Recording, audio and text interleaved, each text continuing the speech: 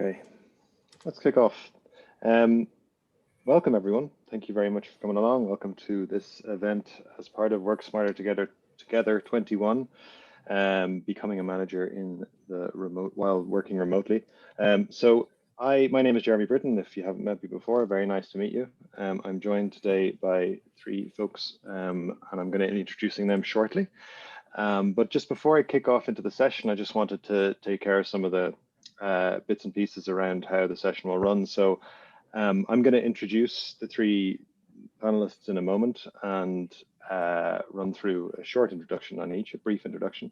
Then we've got some prepared questions that we've prepared for. That's what prepared questions are.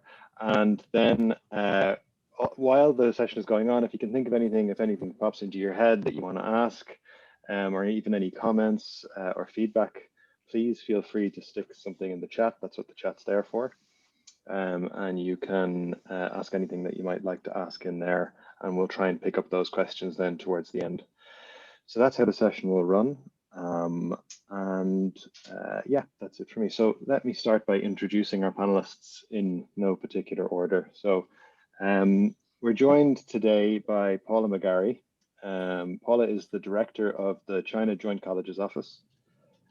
Paula started in this new role, which was recently created at the beginning of November 2020, if I'm not mistaken. And that was in the midst of the pandemic, obviously, and remote working. The China Joint Colleges Office provides college-level administrative support to over 2,000 students across their three partner universities based in China. And Paula works with a small team of 4 colleagues, 3 of whom are based in Dublin and 1 in Beijing, as well as working closely with the administrative teams at their 3 partner universities. And Paula is bringing some very unique perspectives on remote intercultural communications, as you can imagine, on gauging and reading colleagues' reactions to the emerging change agenda, and on imagining how this new role that's only been done remotely would be done if the team were back in the same office, let's say. So that's Paula. Sarah Butler is joining us as well. She's a deputy team lead in the curriculum team in Administrative Services and Registry. Sarah started in this role in June 2020 in the midst of the pandemic and remote working. I'm going to say that for all of them because that's the point. The curriculum team are a group of staff based in Registry that provide a range of supports to colleagues across campus, and Sarah's unique perspectives on this includes switching dynamically between a management role and a team member role depending on the situation and the need. And that is to say that Sarah also works as a college liaison with responsibility for supporting people across the institution, but also needs to be able to dynamically shift to support the team lead and managing the team there. So that's why Sarah's here. And then we've got Elena, who is currently occupying the deputy team lead role in the student desk in Registry. Elena started in this role in January 2020 in the midst of the pandemic and remote working. And Elena brings even further perspectives to this session. Elena completed her bachelor's and master's degree in UCD and began her career as a broadcast journalist with RTE Radio, which I didn't know until this session now. And for the past 18 years has worked in third level education, focusing on international student affairs, student services, and obviously is now part of UCD Registry. So Elena is also an active member of UCD's community choir. They have a poster as part of the Work Smarter Together session, which you should go and check out after this session, obviously, don't be distracted. And is also involved in delivering the annual Bard Summer School in Clare Island in County Mayo, which sounds interesting. We'll get to talk about that a bit as well. So those are our speakers, and that's enough talking from me. As I mentioned, I've got some questions prepared, but just before I jump into the questions, the primary reason why I thought about this and I thought that this would be a good session to run is everyone has been adapting over the last year to working remotely. We've all been trying new things. We've all been faced with a completely new challenge. Some of us have been adapting what we used to do, but some of us have found ourselves in brand new roles. The number of colleagues that have begun a job working remotely is just growing and growing and growing. And it's an extremely challenging thing to do in a normal time, but at a time when you're working remotely, all of the ideas about what you might be or who you might have been in a role get completely thrown up in the air. You have to figure out how to work in a brand new way. And I thought that the perspectives of a few people who had begun working a role that involved management, whether it's managing people, processes, whatever, would be really interesting to hear. So that's why we put this session together. And that's where the questions I'm coming from are going to be based. So let's kick off, shall we? Is everyone ready? Yeah, okay, good stuff. So something that, in order to lead us into this question, and kind of based around what I was just saying about who you're going to be as a manager, as a jumping off point, which will probably lead to more questions, what have you, and I might start with Sarah, if that's okay. Sarah, if you'll kick us off. We'll go alphabetical for the beginning. What have you learned about yourself in the process of figuring out how to manage remotely or work remotely as a manager? Well, when I was in the office, I would definitely be a person that would like to really kind of connect with my colleagues and get to know them. And, you know, that would have been a really important thing for me to do. And so what I've kind of learned working remotely is that I think I've managed to do that, but it takes an awful lot more effort, and you really have to change how you approach that. It's so much harder to keep connected with people like your friends in work and the colleagues on your team, and kind of build a really sort of positive team atmosphere and positive team environment, because it just doesn't come as naturally. So I've learned that I suppose you'd call it skills that I might have felt that I had in the office to get on well with colleagues have served me well working remotely. But yeah, I've had to kind of adjust a few things as well to make sure that I'm kind of still bringing that part of myself to a team and kind of contributing that. And do you think that those skills that you've had to adapt have, you mentioned that it's more effort to do some of the stuff, but do you think that the skills, do you think it's all more effort, or do you think some of it's easier in working remotely? I think it's more, sometimes it's more effort in the sense that you can't, if you're trying to create a really positive working environment for a team, and you're trying to make sure everyone is okay on the team, which I feel is a really important part of my role. And I still would have actually felt like I had a certain responsibility to do that as an SEA in the team as well. But it's harder to pick up on whether, you know, team members that you know are okay, like, or how are they getting on, because you can just see it so clearly in the office. They're sitting beside you, you feel energy from them, you pick up vibes, all that kind of stuff. Whereas you're relying on being able to do that on maybe 1 hour a week in a Zoom, or, you know, you're meeting up just to talk about work things. You also don't want to, you know, have it overkill as so many Zoom calls and this, that, and the other. So you don't want to just be putting in random catch-ups. You're trying to kind of get that personal element into all of these work meetings that you're setting up. You're trying to also kind of look at the tone of what they're saying in messages, or are they quieter, or, you know, you're trying to just kind of gauge so much on what's said and not said and how it might be said. And, you know, it's just harder to kind of pick up whether people are struggling or not. Okay, and we might circle back to that in terms of how you've been able to pick up on how people are feeling and pick up on that tone in a second. But just to pose that same question to Elena then, in terms of what you've learned about yourself since taking up this role. Great, thank you, Jeremy, and good afternoon, everybody.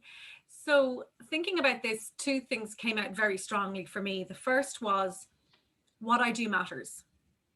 And the second was, honesty is the only way forward. So when I thought about what I do matters, I don't mean that we lose our spontaneity. I don't mean that we don't think on the spot. What I'm saying is that if you do step into a management level role, or a deputy, or a project manager even, of a group of people, it's really important to have a positive influence and to be some sort of a role model. So for me, in my day-to-day work at the moment, it's really important that people see I'm going to training, I'm stepping away from my day-to-day work to improve, to upskill, to take the time out to review with the services that are provided by my employer, free of charge and at the tips of my fingers. It's really important to also engage with things that will help you that are probably not part of your day-to-day. So for me, as you mentioned, Jeremy, I'm actively involved in choir, but I have colleagues who are in Pearl Jam. I have other colleagues who are really involved in the photo staff society. So it's really important that we maintain that, and that our, people are new to UCD. It's really important they see, oh gosh, my colleagues, that's the type of culture that UCD has, and I need to demonstrate that. I think that's a sort of informal mentorship that is probably unsaid, but that is important. Yeah. I have to then revert to the second point I said, which was honesty. It is the only way forward. And I was reminded of a really good talk I went to with Olive Loughnane, the Irish athlete, last year on Zoom. And she just said, honesty is the most important. Everything else is wallpaper. And that just really struck with me. So it's so important for me to say to anyone here who has applied for a job while we're working from remotely, or who's thinking about applying, or who has said, I'm too scared to do this. It's terrifying. It is so hard to do interviews on Zoom. It is so hard to do training on Zoom. It's so hard to do everything. It's all harder. But, you know, if your colleagues can't support you and hold you up and be honest with you, you know, I'm not going to pretend it's easy. And, you know, being honest is me being in a meeting or being in a large gathering and putting up my hand and saying, sorry, could I ask you just to re-clarify the question, or could I ask you to clarify what the briefing is, please? Because after this Zoom, I'm going off on my own and I'm working here on my own in my office. And I think it's really important that we don't pretend that it's all absolutely fantastic and really clear, because sometimes it's not. Yeah, that's a really tricky thing to balance. You've actually kind of outlined both sides of it, which is you have to appear as a role model, as someone who knows, who's stable, who knows what they're doing, who's motivating the team, and then you're also basically, you have to be willing to say, put your hands up and say, I don't know, and I need to know. Yeah, we're fragile. We have fragilities, and you know, we've strengths and weaknesses, and it's just really important to be honest about that. Yeah, absolutely. Paula, the same question to you in terms of what you found out about yourself since you took up this role. Okay, capture. Good afternoon to everybody, and thank you for coming along. I suppose I could start off by saying that I've realised I'm a really slow learner. I have been doing something all my working life and not getting a result with it, and I'm trying it again, and you know, it remains the same. And that thing is probably not communicating properly. You know, and I've had to spend a fair bit of time reflecting on how I communicate and recognizing that I suppose it works in many ways. There's the notion of, well, what's the best way for me to connect with my colleagues? And when I'm thinking of communication, I'm not just thinking with people who are members of my team or might be reporting to me. I'm actually thinking in terms of that broader spread of communicating to my bosses, or to, you know, I suppose if you want to consider it, you know, communicating outwards or managing up or out. So it's quite a diverse range of communications, and so it's trying to figure out what works. Because we all hear things differently, we all understand things differently, and you know, kind of the slow learning is part of thinking, well, what suits Paula should suit everyone, but which is nonsense, absolute nonsense.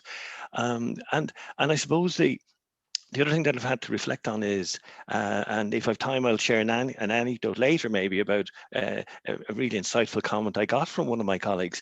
It's, what am I saying about myself, but I'm not saying it in words? You know, that we communicate a lot, and it's non-verbal. So am I sending signals? Is my energy communicating things that, you know, maybe, you know, people are hearing or reading, but it's not actually what I mean them to read? So that's a challenge, and it's an interesting learning curve. So as I say, it's a work in progress, and with the support of my colleagues, I know we'll get there. Yeah, and you both yourself and Elena mentioned support of colleagues and how important it is to have that. And I think something that's come through from what everyone has said so far is the learning aspect of what's going on here. So the capacity to stand back and say, actually, do you know what, I am learning. I'm constantly learning. I'm not amazing at everything, but I'm getting there. and I think that's a crucial admission to be able to make to yourself. And once you can be honest with yourself about that, then I think it puts you in a stronger position with colleagues. And I think that's something that we've all had to face since moving remotely, is even if we were really comfortable in our skins in the office, where that was taken away, and everyone had to admit to the fact that they didn't know what they were up to, and relearn. which is a massive pivot to make.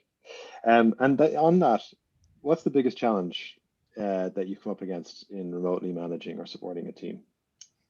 What's been the one thing that stood out to you as, wow, this is just nearly insurmountable as a challenge, or something maybe you have surmounted it, but what is it? What's that big one that shines for you? Homeschooling. Homeschooling, okay. Not sure how many people on the call are trying to juggle everything, but yeah. So talk about that. What have you faced in relation to juggling? So it is, it's a really different mental state when you're learning, when you're a student. So, and it's a totally different mental state when you're a mature adult and you're working and you're constantly monitoring and meeting deadlines. It's a much more tighter feeling. So it's going from these kind of two states, where I'm actually, I've spent most of the day sitting at desks with children. They're trying to ask questions. You're trying to be professional. You're trying to put on a really professional front and professional face with your colleagues, but you actually are sitting there trying to do a fraction and you've no idea what you're doing. Or you're trying to remember the Irish word for this or that. And it's just, it was lovely to have the understanding of colleagues that they could see this was going on for me. And then I was also able to recognize it with other colleagues that I had or other members of my team. And the challenge has just been playing those kind of all those roles that you have in life and really trying to do your job as best you can, because you don't want to let yourself down and you really don't want to let your team down. Yeah, absolutely. I'm going to circle back to that understanding of colleagues in a second, because I think that that's crucial. Sarah, same question to you about the biggest challenge. For me, it's been hearing a colleague say that they're struggling and not being able to say, come on, let's go for a coffee and have a chat. And, nobody wants to have somebody, on their team or a colleague, outside of their team, even kind of, feeling like things are a bit overwhelming for them, or there's a lot of work and stuff like that. And, you kind of feel, I kind of felt like, when you offer to help, or, kind of, you feel like your words are only going so far, because you can't just step away from the office, because you're still, if you're talking to them face to face, it's over Zoom, which is what you're connecting with meetings and stuff like that. And obviously for me as well, starting in a new role in June, like I would have gone to my friends in UCD and said, can we go for a coffee? Can I chat to you about this? Because this is new to me as well. So it's the other side of it. It's me not being able to feel like I'm given enough support, and me sometimes not being able to get enough support. So yeah, it's just hard, because I just think you just feel like you want to just have a more personal sort of approach to it, and you're so limited that way. Yeah. And Paula, the same question for you then. Okay, yeah, I suppose I have to reference the kind of the fact that we're a startup as well in many ways. It's a brand new office unit, so there is that kind of dual whammy of, yes, you're working remotely, but you're also trying to build new systems and work practices remotely as well. And I suppose if I was to focus on the biggest challenge of working remotely, it's actually not been physically present with particularly our colleagues in China.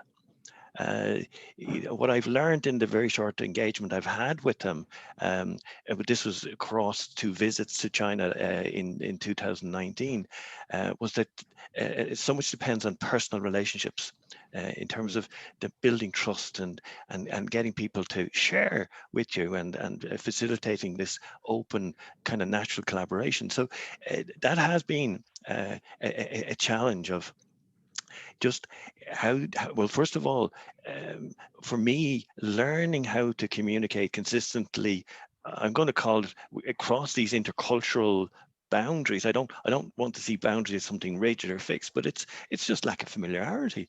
And again, I have to say that my colleagues who have greater experience of working with our colleagues in China have been hugely helpful in saying, well, ask a direct question, or set out what you want precisely. Don't be kind of pussyfooting around, but also, you know, these are things that seem quite normal that you should naturally know, but you don't because they're new.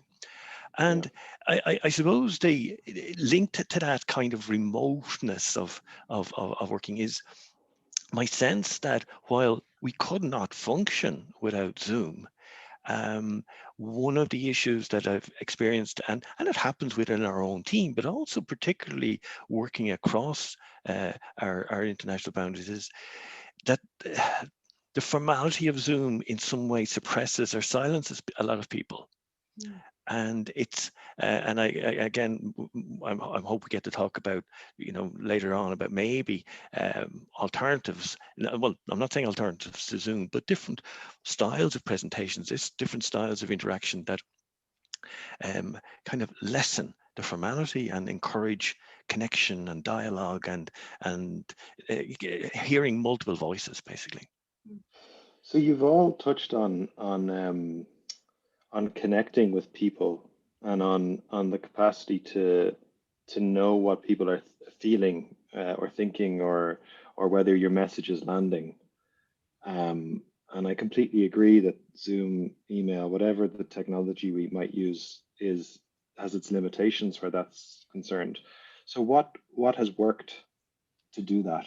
When you're looking for that, so you've mentioned communicate, but Elena, you mentioned communication in relation to how important it is to be clear on what you need to know. I presume that if that works the other way, you're quite clear in what you're telling people. But how do you know if they've picked you up right? How do you know if the message has landed? Is that something that you've had to reckon with? Yeah, so what I have done is I have kind of mentally kind of put my colleagues into kind of little groups.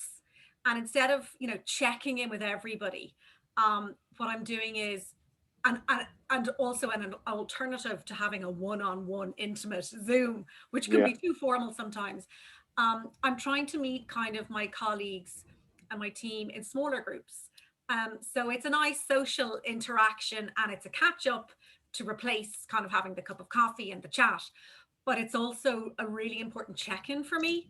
So it's like, okay, well, if this, we've been given this project to do, this is the briefing. Okay, this is what I understand. What do you understand? One example was we were working on a project, Jeremy, and myself and my colleagues had our initial meeting, and we just could not see the way forward. We did not know how to move further. So we reached out to you. So what we did was we agreed that we needed a resource, and you gave us some training. And then after that training, we regrouped together. It's so important for us, for me to have checked in with my colleagues, for us to have been honest to say, I'm stuck here. I can't move on. Well, who can help us? Jeremy can help us. We had a really good 1 hour session with you. And it's like, you know, the curtains were open, the clouds moved, the sun came out. So it's about making sure that people aren't stuck and getting those messages and finding a way out of that and a way forward. So to put that back on you then, not on you, to identify what you brought to that was you created an environment where it was okay for the team to say, we have no idea what we're doing here. Everyone felt comfortable because you were leading them in that. I think that you shouldn't overlook that. I'm not saying that you are, but that's so important in how you move forward from that position, because a lot of the time there's a fear of acknowledging that you don't know what you're doing, or a fear of failure, or a fear of admitting defeat almost. And I think creating an environment that allows for that, allows you to move forward, which is really important. I do, and I think for me, the smaller group atmosphere is easier to navigate that, rather than the one-on-one and the big group team meetings or your weekly Zooms or whatever.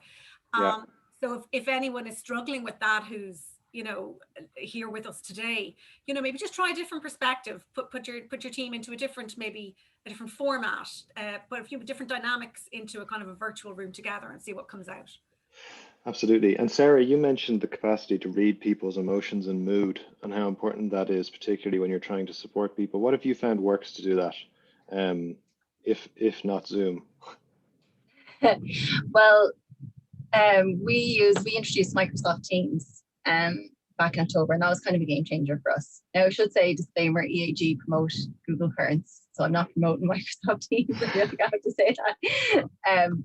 But it's just been a way of, you know, it's organized, and we have, you know, just our general chit chat channel, ask questions, updates, but it's ours. Like, it's only the team that are part of Teams. So I mean, your email, your Google chat, that anyone can, you know, get in touch with you. This is just us. It's literally just us. And our general channel is for us chatting to each other and trying to have a laugh and, you know, put emojis and gifs and funniness and banter back and forth. Like, so we have a huge amount of that. So it's kind of a great platform for us to be able to kind of replicate what we would have, having a laugh in the office and having and joking with each other and stuff like that. So I just feel like that's really, really helped us as a team. And it's really fun. Like, it's a really fun part of us communicating with each other, as well as being, you know, a good, you know, functional as well for the team.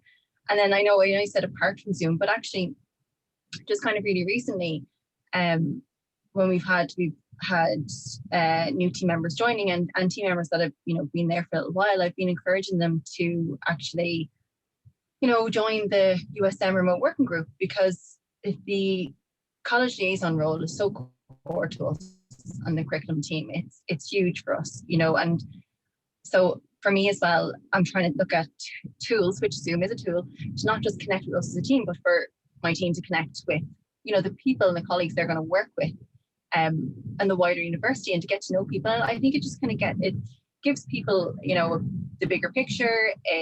People get to know other people in the university. They might help them feel more connected. They learn more.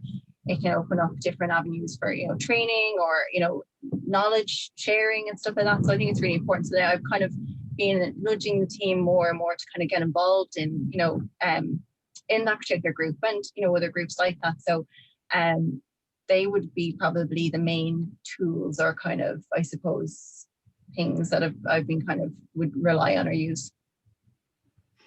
Yeah, okay. And Paula, I know that you're somebody in a similar vein who would encourage their team members to get involved in stuff, and are certainly someone who likes to keep their finger on the pulse of what's happening around the university, because that gives a better sense of your own place as well, I think. I think that's your philosophy, not to put words in your mouth.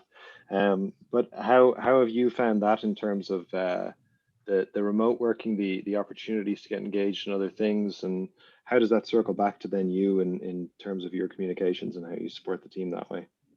Yeah, well, obviously we are a relatively small team, and you know, we are, as I say, in this kind of startup growth process. So it's been fairly frantic, but equally, I think we have all, as a group, used our connections to enable us and to empower us to do our jobs. So, you know, the reaching out that, and I don't want to speak for any of my colleagues individually, but it's very obvious that if we run against a problem, oh, I know who can help. Let me contact.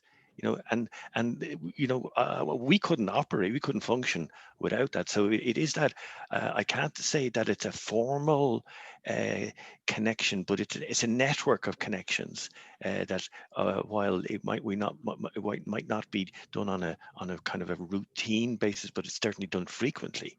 So that's been hugely powerful in terms of connecting with people outside of our unit.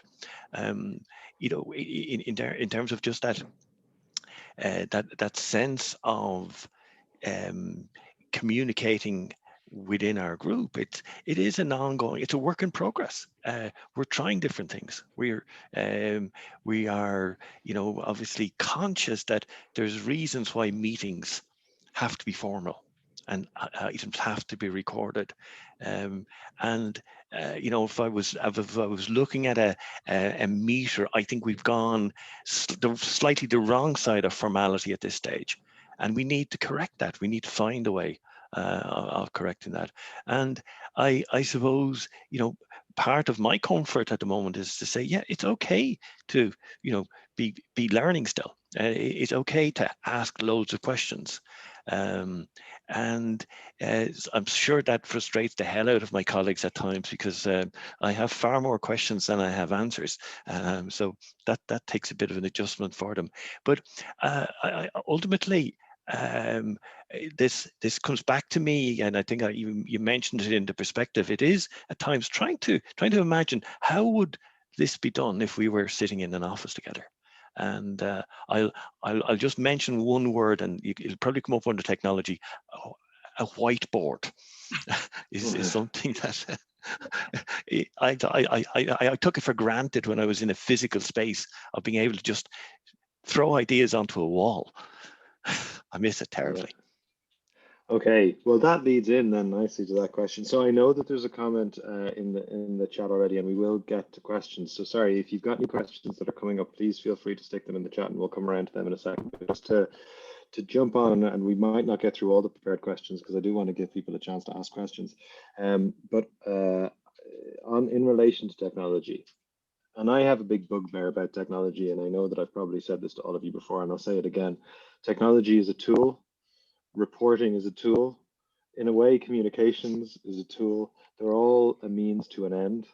It's all about the end that you're trying to achieve.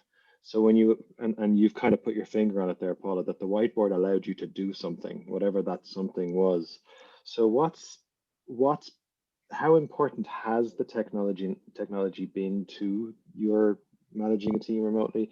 And I'm kind of on top of that, what have you found that works well in terms of technology, in terms of your own structure of your management style, you're managing the team, whatever it is? And I'll start with you, Paula. Okay. And again, this flows from the nature of our unit, and it's linked intimately with working remotely as well. And okay, we have 3 separate colleges in 3 different locations in China. They're all, while all collectively under a UC China banner, they are all distinct and fully autonomous. So, but each one of them has a series of committees.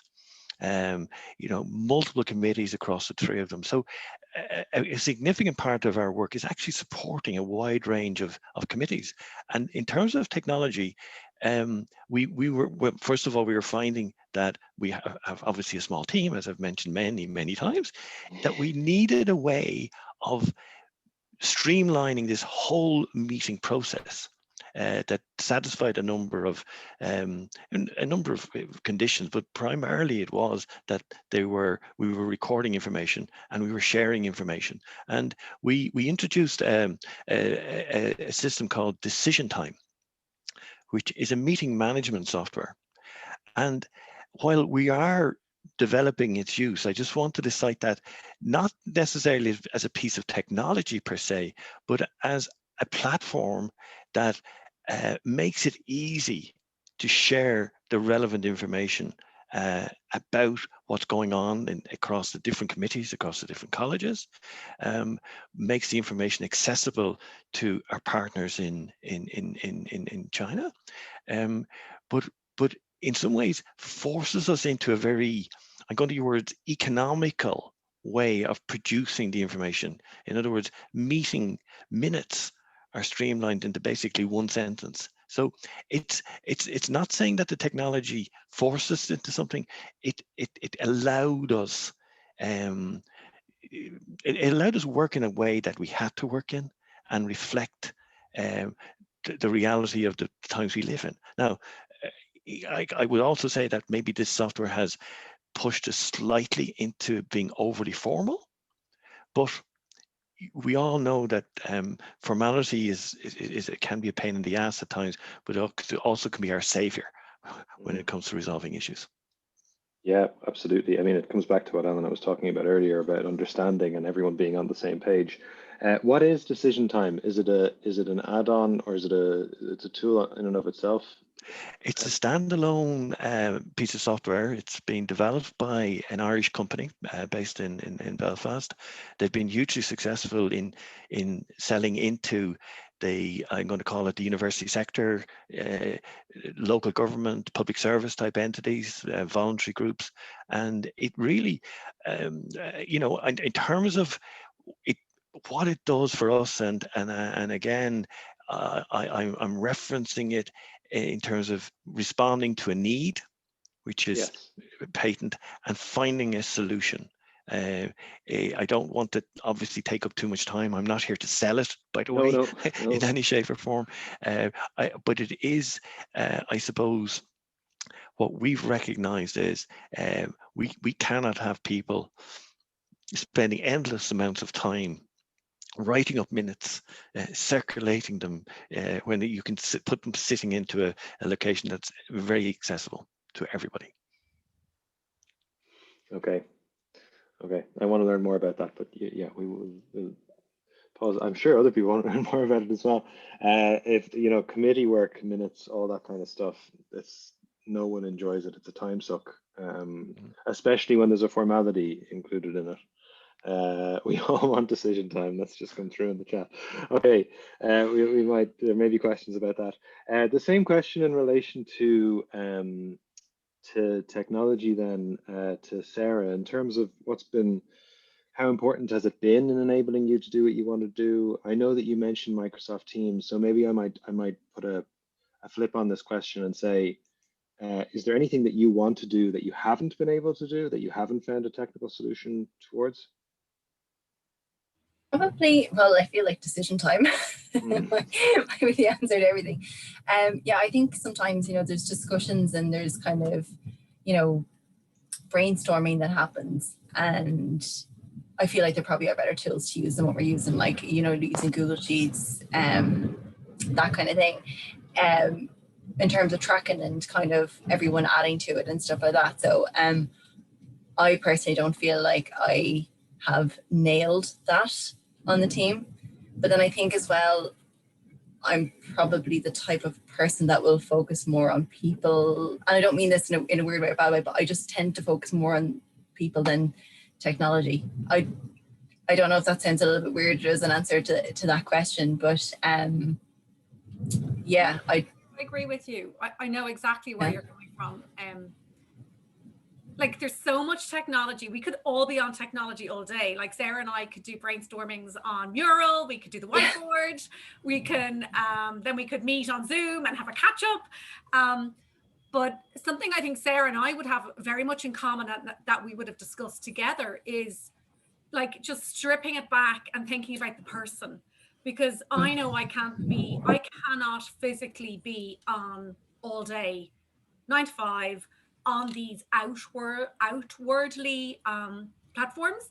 We have introverts and we have extroverts. And Sarah and I, if it's okay to say, Sarah, we would identify that with different members on the team. And one day you might have the introvert energy and the next day you might have the extrovert. So it's really important when you're kind of leading a team or leading a project that you don't say, okay, well, our meeting is now going to be on Friday, 10 to 11, and that's it. It's really important to say to your colleagues, does that suit you? Like, what other things have you got on? Are you on Zoom from 9 to 10? Because then you're not coming into a Zoom at 10. I'm making sure you get a break, get up from your seat, re-energize, come back in with a clear brain. If I've been in meetings with you, Sarah, like you're so great. Sometimes I'd have to say to you, I just need to take a break, and then we'd come back. And oh God, in curriculum, the discussion can be very heavy and can be, when you're talking about managing programs. But we really have to all step back from this. I'm just going to fill my diary, with meetings and platforms, because it's not a great way forward, and it's not very productive. But it's easy to do. It's funny. Yeah, it's easy to do. It's funny that you say that, Elena, as well, because on the curriculum team, like we've had quite a bit of churn in team members. So we've training has been just a massive focus from us. Like so the team that I was on when I was in the office is different to the team that I was on when I started the role in June. And the team that I started on the role in June is different now again. So there's just been a lot of changes and stuff like that. So I think as time has gone on, I've probably taken more of that approach of, instead of thinking, okay, they're on their own and we need to try and, give them as much information as possible so that they're okay. I'm now kind of going, just going to give them a little bit less information, and just the door is open. And by door, I mean Microsoft Teams, email, Google Chat, Zoom, whatever it is, to just come back. So I kind of feel like I'm nearly pulling back a little bit more, instead of thinking, oh, I have to try and give as much as I possibly can of myself and my time and the details and the knowledge. It's just actually too much, and you just have to pare back. And that's taken a while, but like how I've kind of sort of come to that realization is from just quite simply asking the team, tell me, is it too much? Give me feedback on the training. Just talk to me. Just say it. Like, just kind of, because that's the way, like, it's not, there's a certain amount that you're trying to gauge if people are people okay and getting tone, and the rest of it, you just ask your team, ask them how they're getting on, ask them if they're okay, ask them if it's too much, ask them what they need. So, you know, it's funny that you say that, because I think that that's something that we don't, like, if you imagine being on campus and if you imagine operating in a regular team, how often have you ever been asked by a line manager, how do you prefer to be managed? How do you prefer to be communicated with, to be met with? Would you like to have face-to-face meetings? Would we do things by email? Like, that is not an option that we've been given. Sorry, and I can't speak for everyone. Maybe you've worked in roles where you've been given that opportunity, but I don't think it's a common option to have been given yet. I think it's really important, and I think that taking the opportunity to do that in the remote working environment is phenomenally valuable. To actually take that step back and say, not everyone learns the same way. I will be flexible. I will be adaptable. I'm not going to breathe down your neck, but I'm also going to be available if you need me. That sounds like a very important realization to come to as a manager, is that some people are going to need me more than others. Some people are going to want to meet with me. Some people are going to want to just read emails. It sounds like that's something that you've just kind of naturally or innately picked up in the role. Actually, Jeremy, just what you said there as well, like, is something that's kind of reminded me, like when you said, not breathing down people's neck. I think that's hugely important as well, that while you're kind of make yourself available and, make sure your team know that you're available to contact them. Like, it's like we're all just switched on all the time. It's have to be at the desk, the laptop. You don't know if somebody's away from the laptop or not unless they click a status on something. You just found it's just so important to give people the room and the space like that. You can't, micromanaging is just, it's not a good thing. I personally don't think it's a good thing anyway. But I just think it's far too much, or it's too intense, in particular in this kind of work environment. You just have to actually trust people, and just trust that if you make yourself approachable and available, that they'll come to you when they need to. Yeah. So I'm going to open the floor to questions now, but I'll let people take a chance to think about them, bearing in mind two things that the panel have said, which is admit that you're learning. So if anyone here asks a question as a manager that feels like it exposes them, it suggests that they don't know what they're doing, don't be afraid to ask that question, because we're all learning, everyone here. We made that decision at the beginning. That's a principle. And the other thing is, I do have a final question for the folks.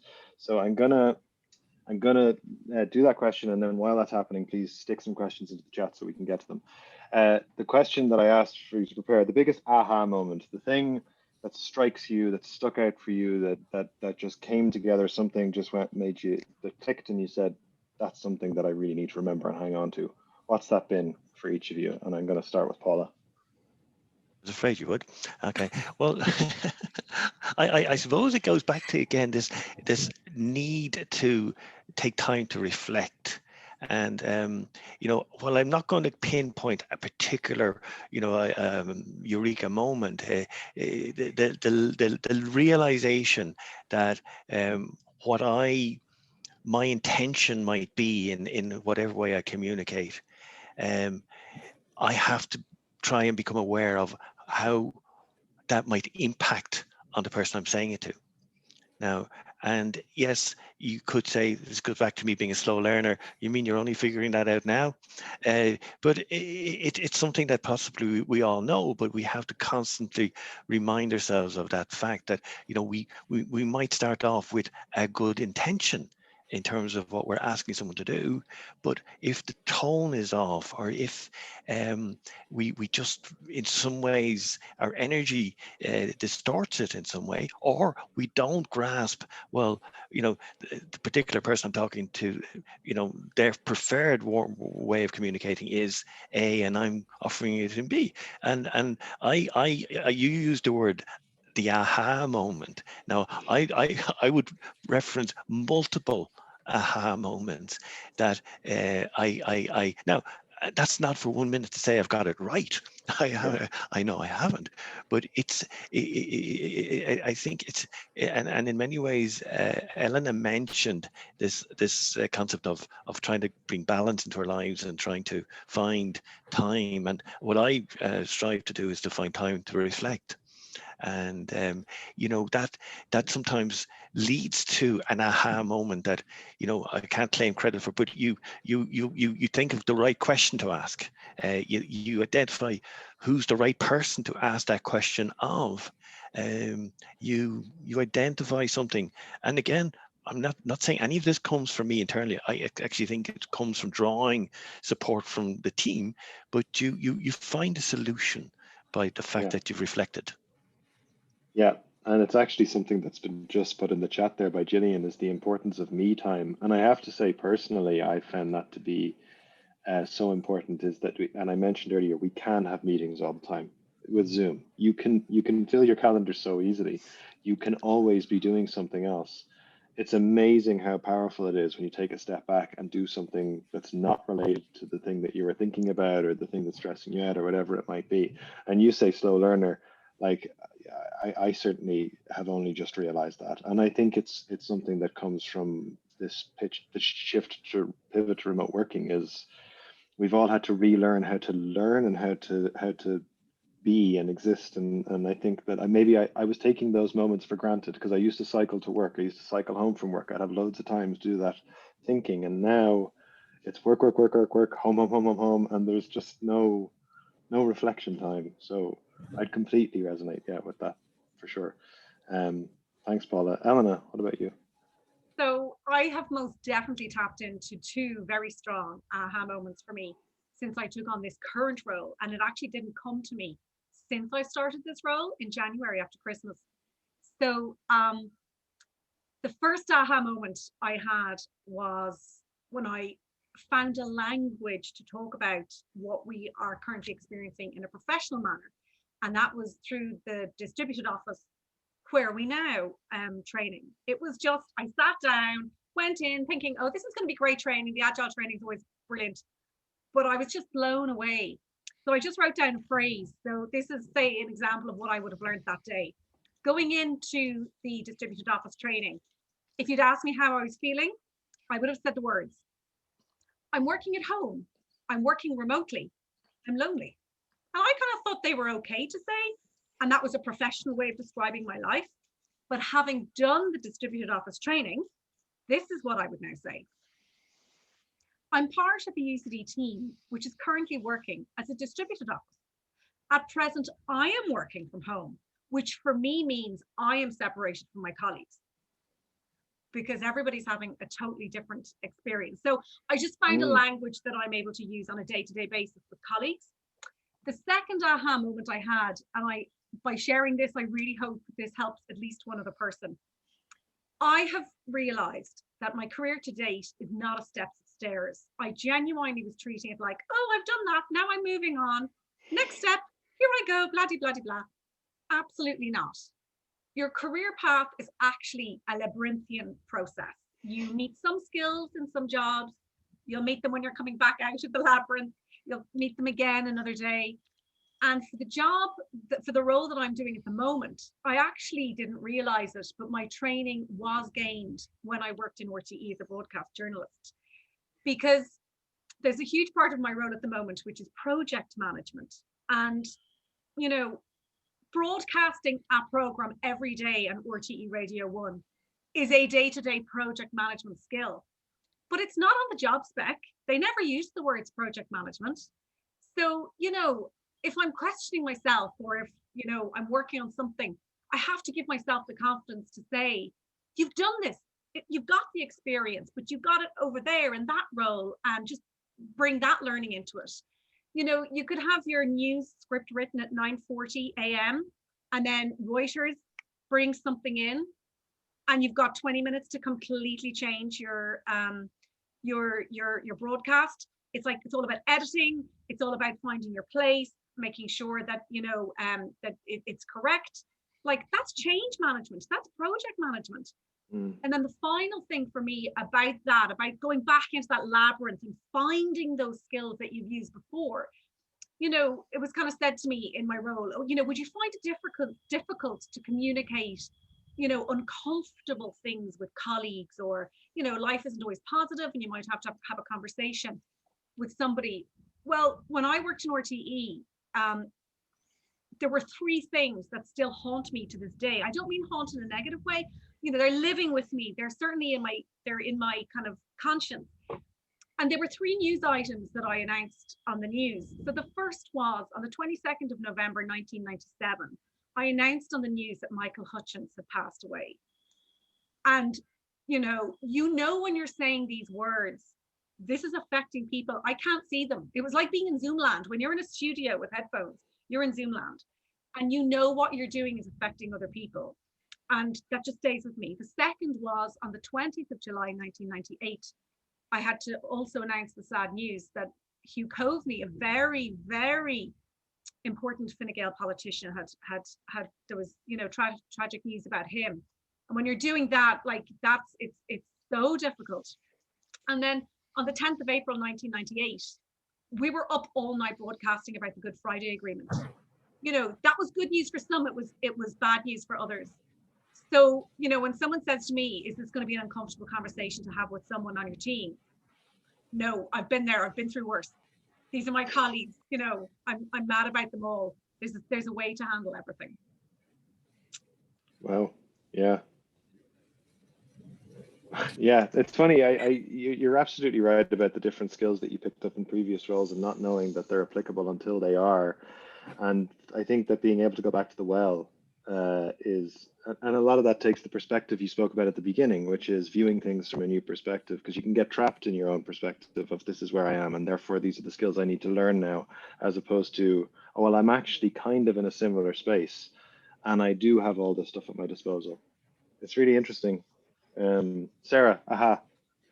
Well, can I just say, first of all, Paula and Elena are a hard act to follow. You're both amazing. But anyway, yeah, look, I've had a few of those. One being kind of about the team itself, and it sounds like it's kind of more of like, it's a very something that anyone would expect anyway, but it's just how much the team can actually contribute. And I say that because because of all the churn that's been on the team, and because I was a college liaison myself, and I felt like I spent a lot of time trying to support new team members and get them set up, and are they okay, and is everything okay? And because as soon as they're, you know, okay, then they might leave or get another job. And now, just kind of recently, it sounds terrible, sounds like nobody wants to work in curriculum, but recently we've kind of had a little bit more stability that way, and I can see how much team members that, you know, returned or started in the summer, how much they bring to the team and how much, you know, they contribute. And I mean in terms of ideas, you know, just covering work, like, you know, myself and my team lead offering to cover work, it's like, no, they have it, they just have it, they have it covered.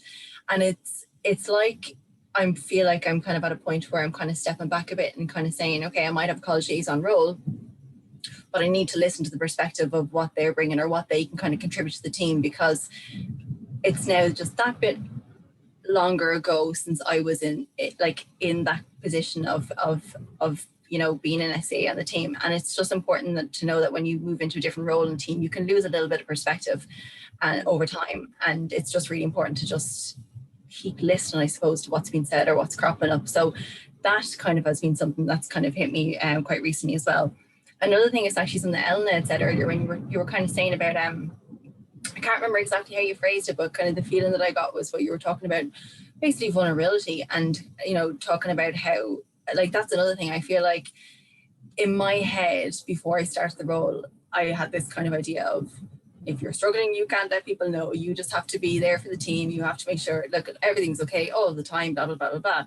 But actually what I've kind of been realizing over time is that and I know this is like a very cliche kind of thing to say, that there's strength and vulnerability, but it does allow you to connect with people. And I don't think there's any harm in letting people see you. You can still support a team very well. You can still like plan for them. You can still help them, but just acknowledge the fact that, you know, like it's okay to not get everything right all the time. And that brings me on to another aha moment, which has been that I am very flawed, and I am getting more comfortable in kind of owning that a little bit more, and kind of being able to joke about it as well, you know, with team members, you know, one of them being that I could definitely be more concise with things. I like to talk a lot. I see Joanna, my team is laughing her laugh at that one. But you know, it's okay. Like, nobody's perfect. Nobody gets things right all the time.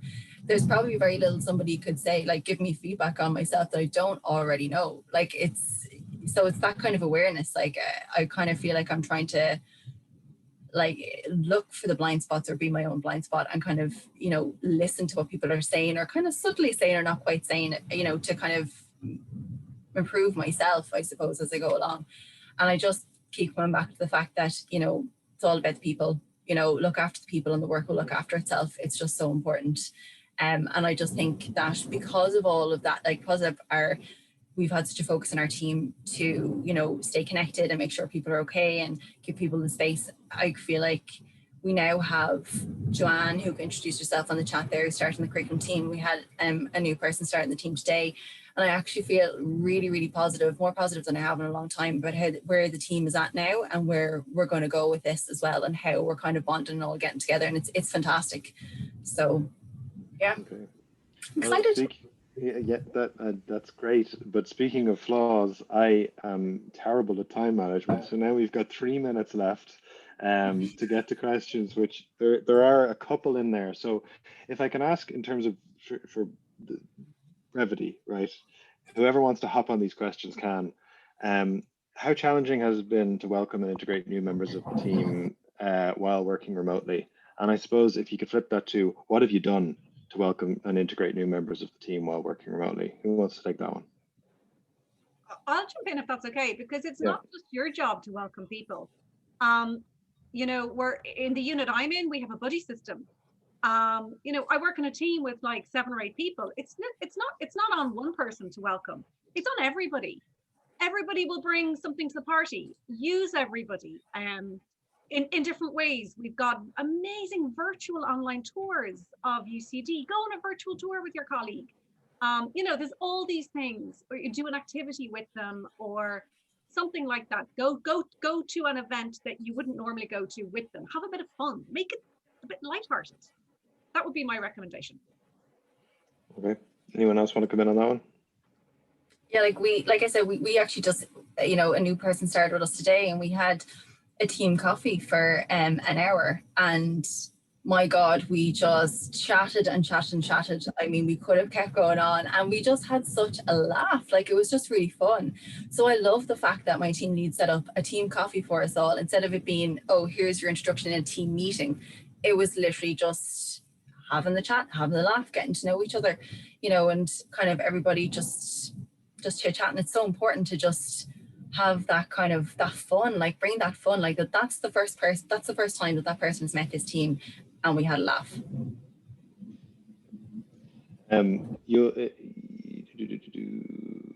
Okay, so there's a question there, and there's a few questions coming in. So what we'll do is, because we're nearly out of time, we're going to move this on to currents. So if 3 of you are comfortable in answering questions on currents, that's great. If you're not, then maybe we can figure out a way of connecting people outside of it. But I just wanted to say thank you very much to the presenters for coming along. There's some key insights that I've pulled out that I might try and turn into a one-pager or something that we can circulate to people, because I think that you've picked up on some really interesting stuff.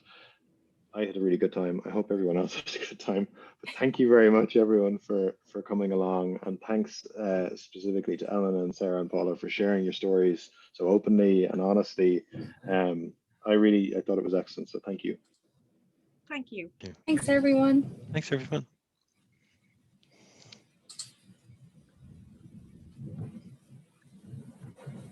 So yeah, we'll move the conversation on to currents. The link is there, and you can hop on and do that whenever. But if you need to leave, I recognize it's 4 o'clock. I actually have a few things that I have to finish up, Jeremy, so I'm going to have to bail. But thank you for being such a kind and gentle host.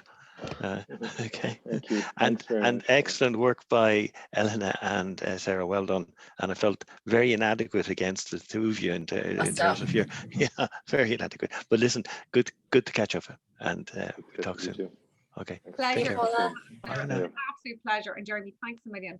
And Jeremy, if I don't answer something immediately in Google Currents, I will come back to it. You know, I'm not going to avoid it. Yeah. Absolutely. Understood. Understood. Thank you so much. Okay. God bless you. Bye, everyone. Thank you so much. Thanks. Bye. Well done. Bye.